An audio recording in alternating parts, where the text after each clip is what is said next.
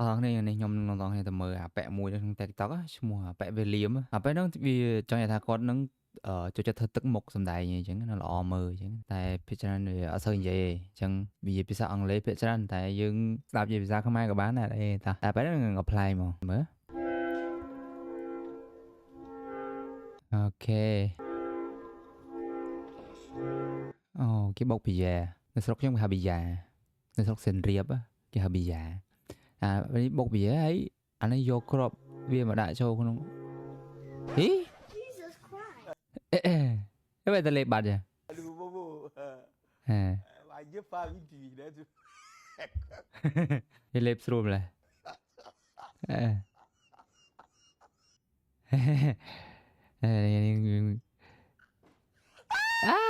ý chuyện màu vinh mình tên là sầm đáy mấy Lu kalau kalau dah macam saya.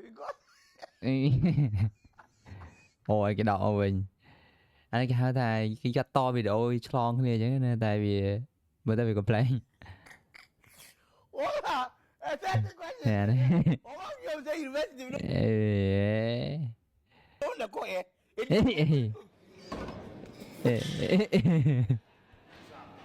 This is what happens when your boyfriend gives you a bracelet and dumps you to be with your best friend. What? Have fun with her, Ryan. What? Cái thằng bôi xong sao vào cái nước oi con đấy khai đấy đúng rồi kì thấy lấy cái vô con đấy tụi bò cho thằng prey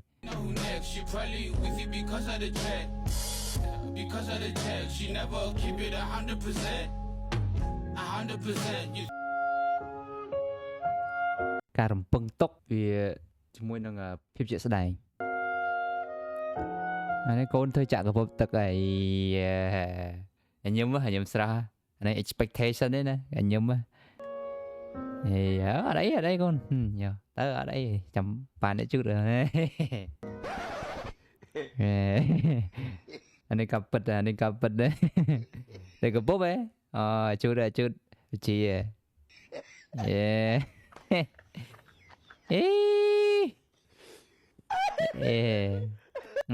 thế riêng cái chết làm mà phải là play là om mà chẳng hiểu chẳng nghe oh nghe tầm 10 tiết oh what mày sai đang tìm mày đang tìm mày oh ý He needs some milk. he needs The hell are you laughing at? gì thế gì hết là nè sao vậy cho sai 10 ngày mùi no no no no no no sao vậy này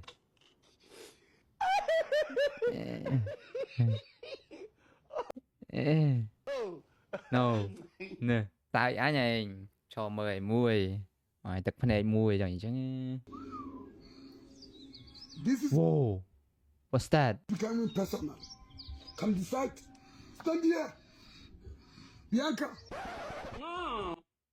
sợ bật rôl ông lấy một bạn đạp pin sợ bật rôl thì bạn nên dạo về này thế đấy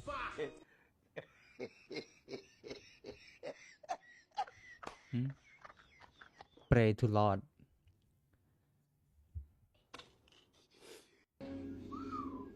ooh This is becoming personal. Come decide. oh this is come to personal được to luôn rồi kìa cái ai từng coi này cái này nè okay understand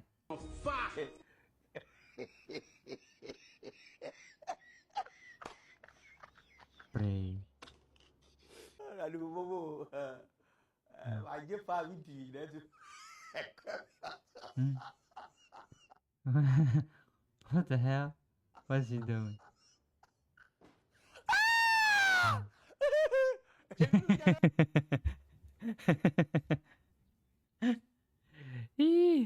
chơi được cái đồ cái sờ bài chật kìa sao mà chơi mà Kalau dah macam saya. không bây giờ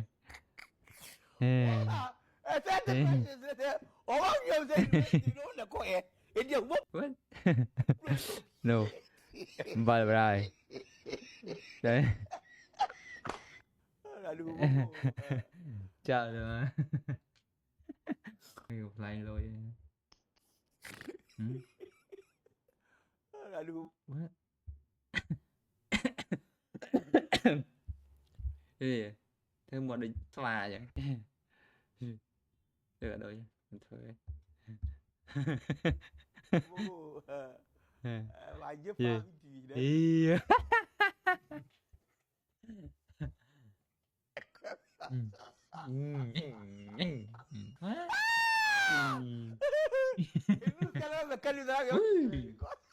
Cả đây.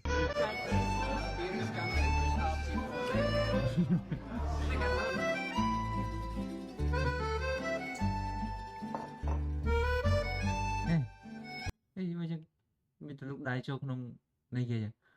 Lúc đai cho không sra cái hòm kìa. Hả?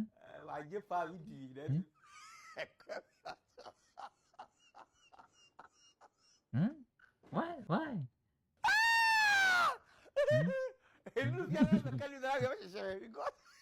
Ê, trẻ miền mang pro. What?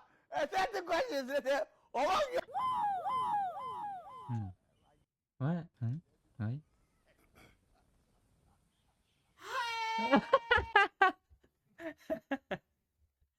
Hey. Sao mà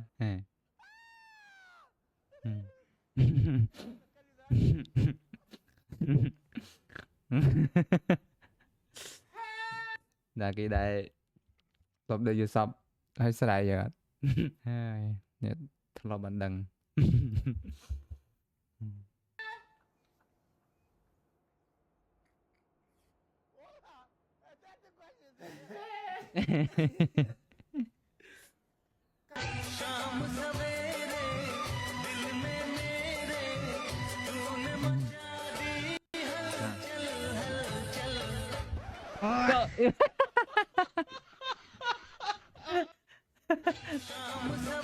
đúng rồi điên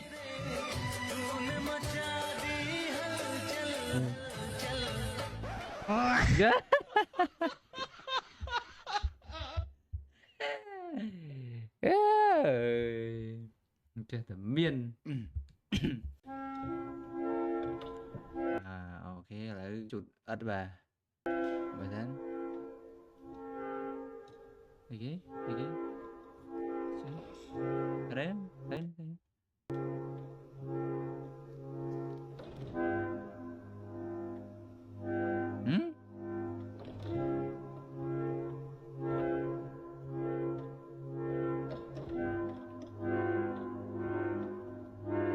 chồng tục cái bậc thằng này cho là trâu lấy nhà là vì cái đa máu ý trả cho mình lời tiền vậy đấy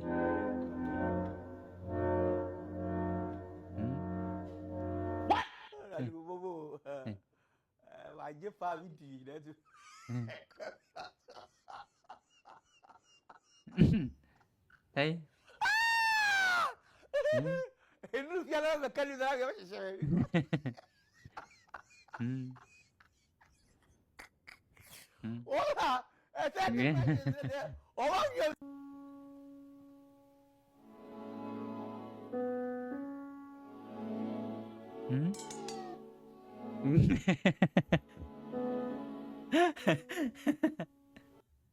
ê ót mồi chọc về nữa rồi giờ lướt mà nhóc đánh phệ trời mày lại lướt nè ok bravo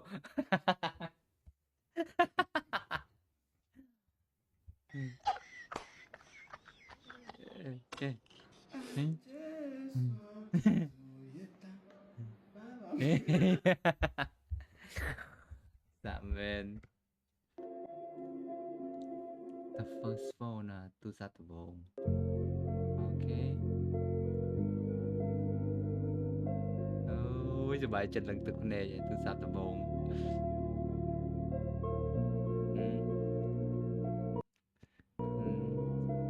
Full time Jesus is Lord. Aduh, bobo. Wajib faham ini dah tu.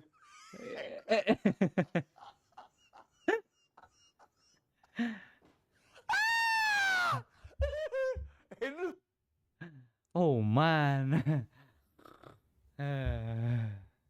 Kalau nak kali dah ke macam saya kau. Halo. Bobo.